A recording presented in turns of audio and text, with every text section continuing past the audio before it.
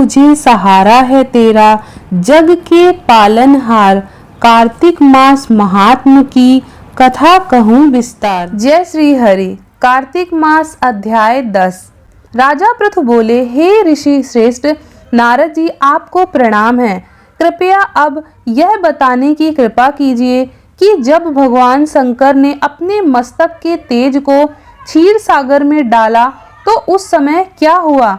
नारद जी बोले, हे राजन, जब भगवान शंकर ने अपना वह तेज क्षीर सागर में डाल दिया तो उस समय वह शीघ्र ही बालक होकर सागर के संगम पर बैठकर संसार को भय देने वाला रुदन करने लगा। उसके रुदन से संपूर्ण जगत व्याकुल हो उठा, लोकपाल भी व्याकुल हो गए, चराचर चलायमान हो गया। शंकर सुवन के रुदन से संपूर्ण ब्रह्मांड व्याकुल हो गया।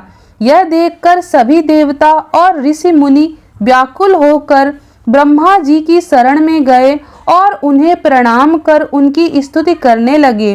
उन सभी ने ब्रह्मा जी से कहा, हे पितामह, यह तो बहुत ही विकट परिस्थिति उत्पन्न हो गई है। हे महायोगिन, इसको नष्ट कीजिए। देवताओं के मुख से इस प्रकार सुनकर ब्रह्मा जी सत्यलोक से उतरकर उस बालक को देखने के लिए सागर तट पर आए। सागर ने ब्रह्मा जी को आते देखकर उन्हें प्रणाम किया और बालक को उठाकर उनकी गोद में दे दिया। आश्चर्यचकित होते हुए ब्रह्मा जी ने पूछा, हे सागर, यह बालक किसका है? शीघ्रता पूर्वक कहो। सागर विनम्रता पूर्वक बोला, प्रभु, यह तो मुझे ज्ञात नहीं है, परंतु मैं इतना अवश्य जानता हूँ कि यह गंगा सागर के संगम पर प्रकट हुआ है। इसलिए हे जगत गुरु, आप इस बालक को जात कर्म आदि संस्कार करके इसका जातक फल बताइए। नारद जी राजा पृथु से बोले, सागर ब्रह्मा जी के गले में हाथ डालकर बार बार उनका आकर्षण कर रहा था।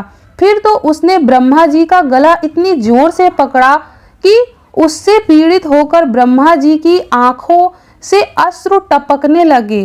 ब्रह्मा जी ने अपने दोनों हाथों का जोर लगाकर किसी प्रकार सागर से अपना गला छुड़वाया और सागर से कहा, हे सागर, सुनो, मैं तुम्हारे इस पुत्र का जातक फल कहता हूँ। मेरे नेत्रों से जो यह जल निकला है, इस कारण इसका नाम जलंधर होगा।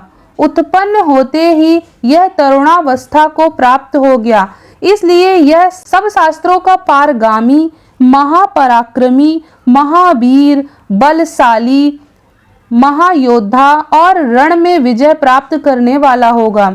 यह बालक सभी दैत्यों का अधिपति होगा। यह किसी से भी पराजित ना होने वाला तथा भगवान विष्णु को भी जीतने वाला होगा। भगवान शंकर को छोड़कर यह सबसे अवध्य होगा। जहाँ से इसकी उत्पत्ति हुई है यह वहीं जाएगा। इसकी पत्नी बड़ी पतिव्रता, सौभाग्यशालिनी, सर्वांग सुंदरी, परम मनोहर, मधुर वाणी बोलने वाली तथा शीलवान होगी।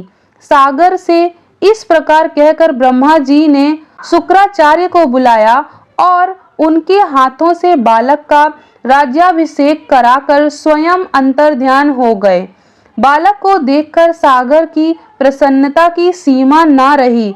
वह हर्षित मन से घर आ गया। फिर सागर में उस बालक का लालन पालन कर उसे पुष्ट किया। फिर कालनेमी नामक असुर को बुलाकर वृंदा नामक कन्या से विधि पूर्वक उसका विवाह किया। उस विवाह में बहुत बड़ा उत्सव हुआ। श्री शुक्राचार्य के प्रभाव से पत्नी सहित जलंधर दैत्यों का राजा हो गया। अगला अध्याय आपको इसी चैनल पर मिलेगा, इसलिए चैनल को सब्सक्राइब करना ना भूलें। वीडियो देखने के लिए धन्यवाद।